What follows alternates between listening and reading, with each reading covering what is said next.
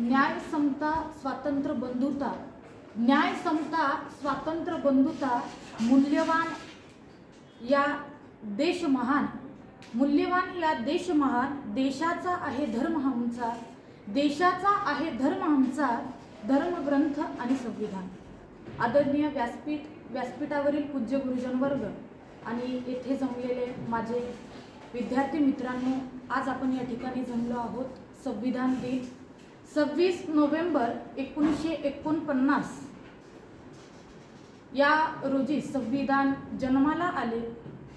पाहायला गेलं तर डॉक्टर बाबासाहेब आंबेडकर हे भारतीय राज्यघटनेचे शिल्पकार आहेत आणि डॉक्टर बाबासाहेब आंबेडकर यांनी हे संविधान लिहिले। संविधान लिहिले आणि संविधान आपल्या भारत देशाला त्यांनी दिले।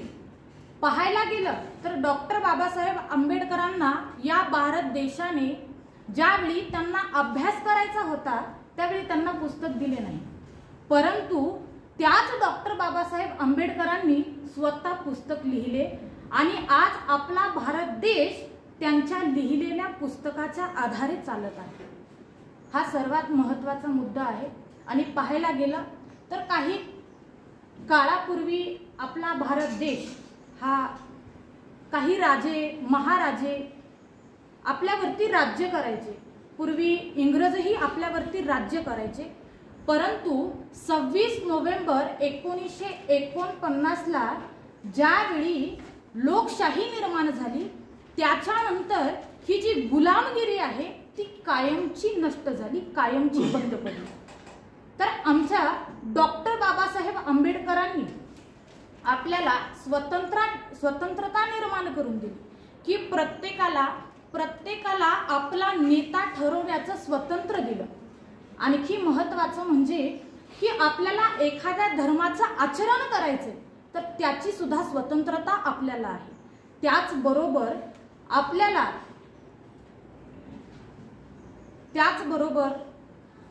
डॉक्टर बाबासाहेब आंबेडकर यांनी 1949 ला संविधान लिहिलं, ते भारत देशाला दिलं आणि ते स्वातंत्र्य किंवा ते संविधान 26 जानेवारी 1950 ला अंमलात आलं आणि त्याच दिवसापासून त्याच वर्षापासून आपण 26 जानेवारी हा दिवस प्रजासत्ताक दिन म्हणून साजरा करतो।